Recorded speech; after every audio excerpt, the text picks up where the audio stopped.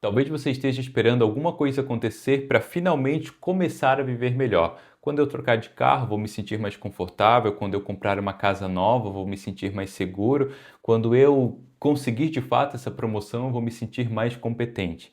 De fato, todas essas coisas podem te fazer sentir mais confortável, mas o problema é quando você associa que todas essas coisas vão fazer você viver uma vida melhor, vão fazer você viver uma vida que vale a pena viver. A gente precisa entender que as nossas metas, sim, podem trazer uma melhor condição de vida, mas elas não necessariamente vão nos ensinar a viver melhor, vão trazer, de fato, por inteiro, uma vida melhor a ser vivida. Mas aqui eu preciso fazer uma quebra bem importante, porque muitas vezes, quando a gente começa a discutir sobre felicidade, sobre atrelar conquista a felicidade, meta a felicidade, entra uma briga, uma ideia e por vezes sensacionalista que traz que pobreza é sinônimo de felicidade. Eu não quero entrar nesse ponto. Por quê?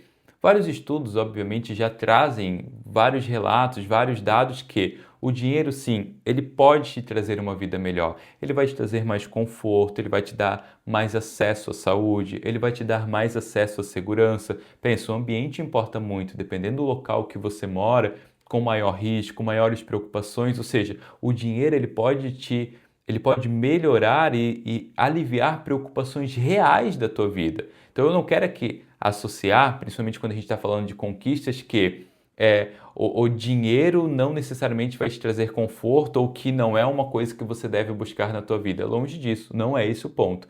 Eu realmente aqui, sim, a gente consegue trazer vários dados, várias questões que o dinheiro, sim, ele pode melhorar consideravelmente a tua vida, mas ele não necessariamente é o único responsável pela tua felicidade e pelo teu bem-estar. Então, a gente já quer tirar essa discussão de lado porque não é o ponto central do vídeo, mas eu não posso deixar de trazer esses relatos. É importante a gente compreender a relação que a gente faz com as coisas. Vamos lá.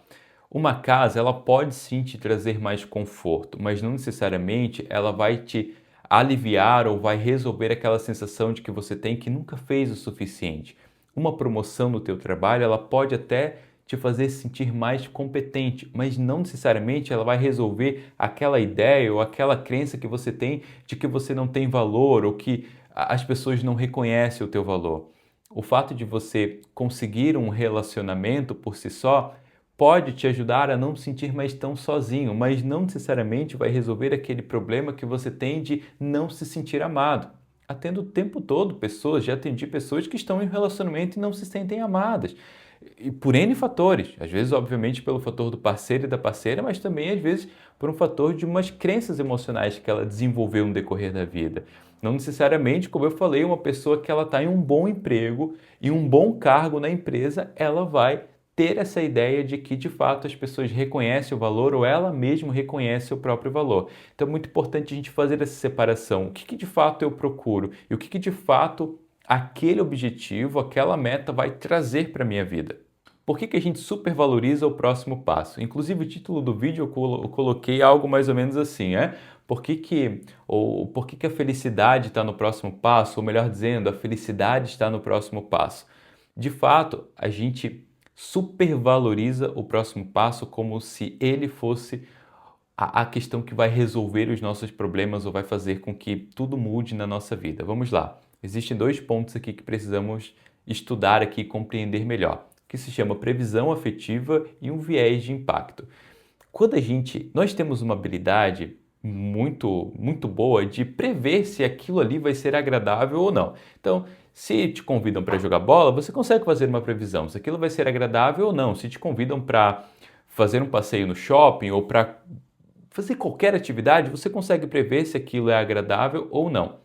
O problema é que não é muito calibrado a intensidade disso. Na maioria das vezes, a gente não consegue prever, ou melhor dizendo, a gente superestima a emoção que a gente vai sentir mediante uma conquista ou mediante algo futuro. Vamos lá.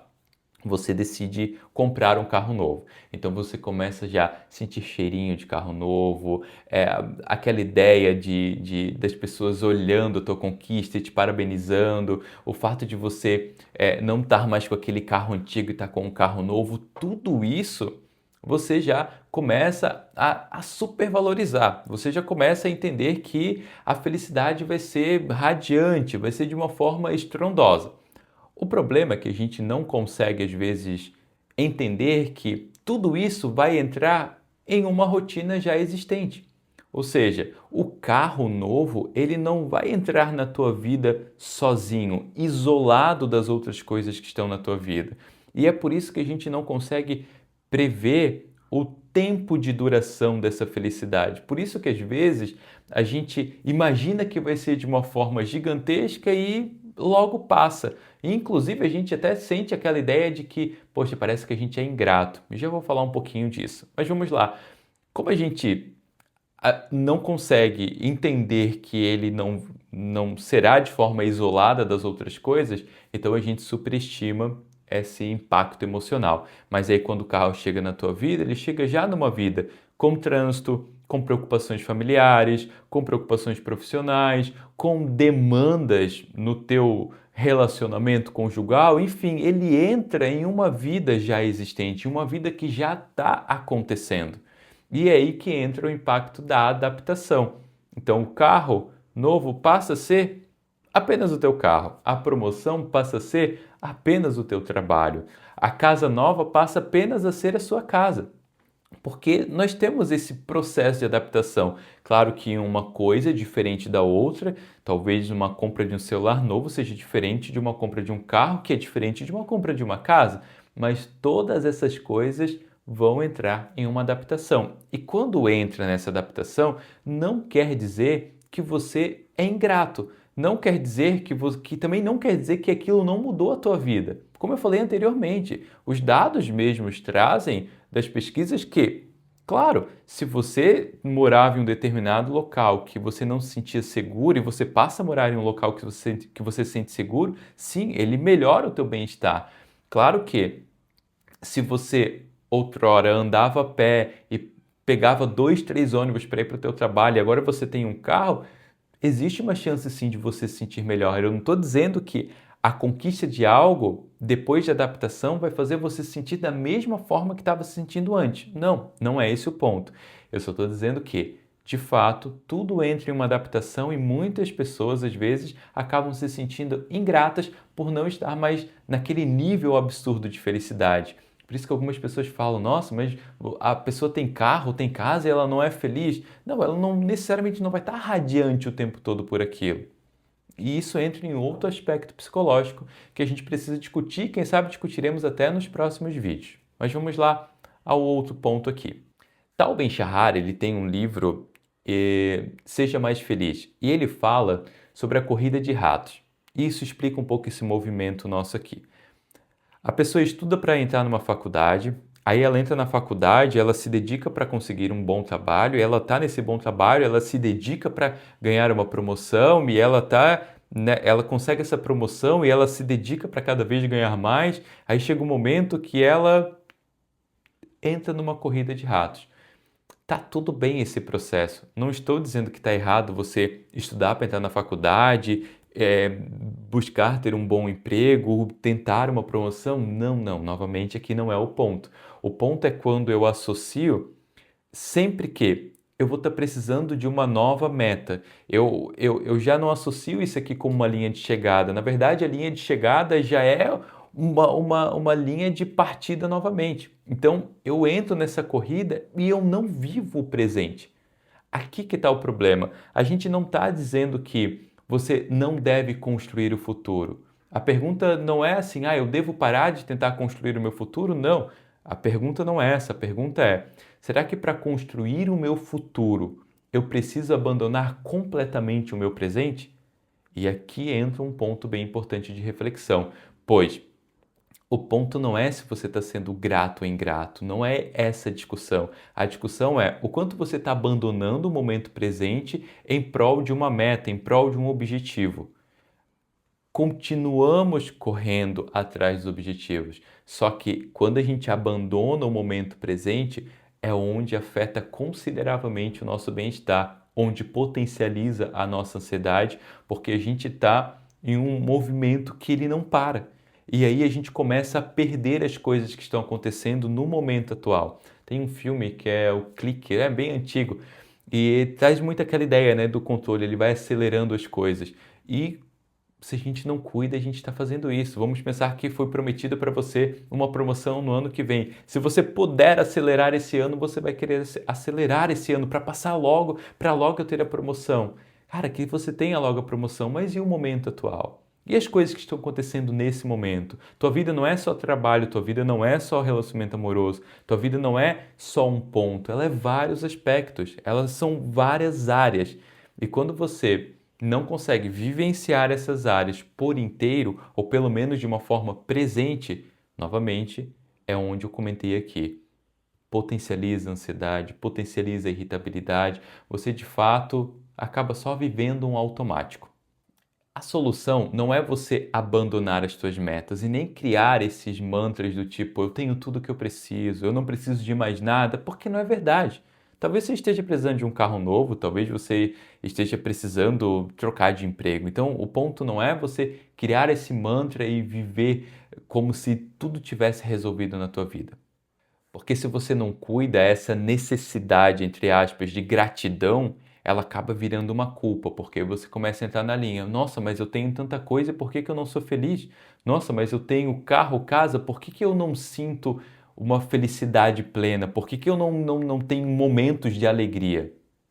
Você não precisa encerrar essa obra, você não precisa parar a reforma dessa casa, você precisa compreender a demanda emocional que está por trás disso, você precisa desenvolver um melhor autoconhecimento e, principalmente, mesmo enquanto você está trabalhando na demanda dessa casa, reformando essa casa, você não deixar de desfrutar ela. Ou seja, mesmo que alguns objetivos da tua vida você ainda não alcançou, é você não deixar de viver uma vida boa só porque você ainda não alcançou esses objetivos.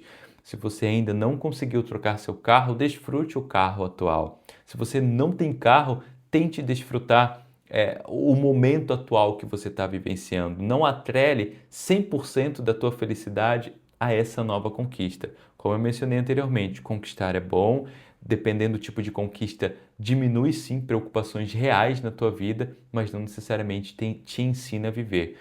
Para você aprender a viver de verdade, você precisa desenvolver esse autoconhecimento. Você precisa entender do que é que você precisa emocionalmente falando.